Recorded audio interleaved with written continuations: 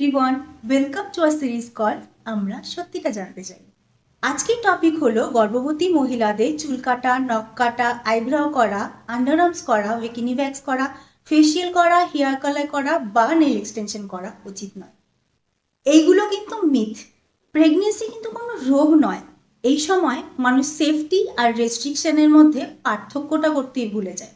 আজও এত নারী শিক্ষার পরেও একজন প্রেগনেন্ট মহিলাকে অনেক কিছু ভয় দেখিয়ে বা বাচ্চার ক্ষতি হবে এইসব বুঝিয়ে অনেক কিছু মানানো হয়। সেগুলো হয়তো সায়েন্টিফিক্যালি প্রুভেনও নয়, কিন্তু সে মেনে নেয়। একজন শিক্ষিত নারী হয়েও মেনে নেয়। হয়তো এর পেছনে একটা নতুন মা হওয়ার ভয় কাজ করে। তার কিন্তু একবার হলেও এই জিনিসটা ভেবে দেখা উচিত যে যিনি এই উপদেশগুলো দিচ্ছেন, সে ফ্যামিলি মেম্বার হোক, পাড়া প্রতিবেশী, আত্মীয় স্বজন বা বন্ধু বান্ধব, তাদের কাছে হয়তো এতটা অ্যাক্সেসিবিলিটি ছিল না যে তারা সত্যতা যাচাই করে দেখবে, বা তাদের কাছে হয়তো এতটা শিক্ষা ও সাহস ছিল না যে তারা যাচাই করে দেখবে তার নিজের জন্য কি ঠিক বা তার সন্তানের জন্য কি কি ঠিক। কিন্তু আমাদের কাছে কিন্তু আছে সেই সত্যতা জানার শিক্ষা, উপায় আর সাহস। এবার আসি আসল টপিকে। যে কোনো মানুষ হোক, সে সাধারণ মানুষ বা একজন গর্ভবতী মহিলা, সবার কিন্তু হাইজিন মেনটেন করাটা খুব দরকার। তাই তোমরা সবাই সব কিছু করাতে পারো, শুধু একটা জিনিস খেয়াল রাখতে হবে যে কোনো প্রফেশনাল মানুষের হাতে যেন এই কাজগুলো করানো হয়। কারণ এই সময় কোনো রকম কাটা ছেঁড়া বা ইনফেকশন অ্যাভয়েড করতে বলা হয়।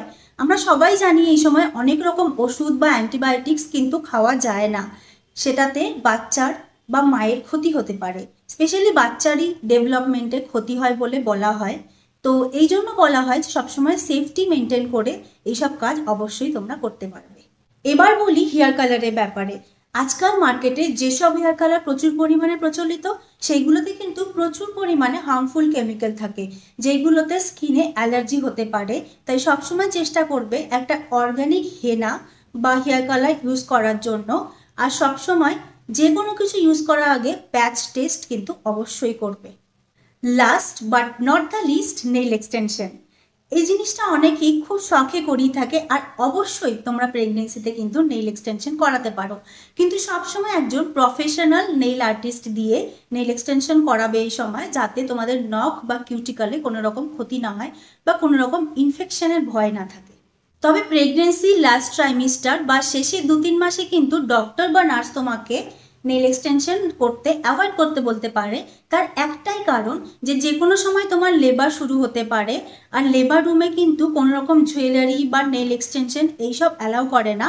আর ডক্টরদের কাছে কোনো রকম টুলস থাকে না যাতে তারা নেল এক্সটেনশনটাকে রিমুভ করতে পারবে। তাই তোমার যা ইচ্ছে তুমি কিন্তু সেটাই করতে পারবে, কিন্তু একটু সেফটি রুলস অ্যান্ড রেগুলেশন কিন্তু তোমায় ফলো করতে হবে এই সময়, তোমার নিজের সেফটি আর তোমার বেবি সেফটির জন্য। Hope this information helps.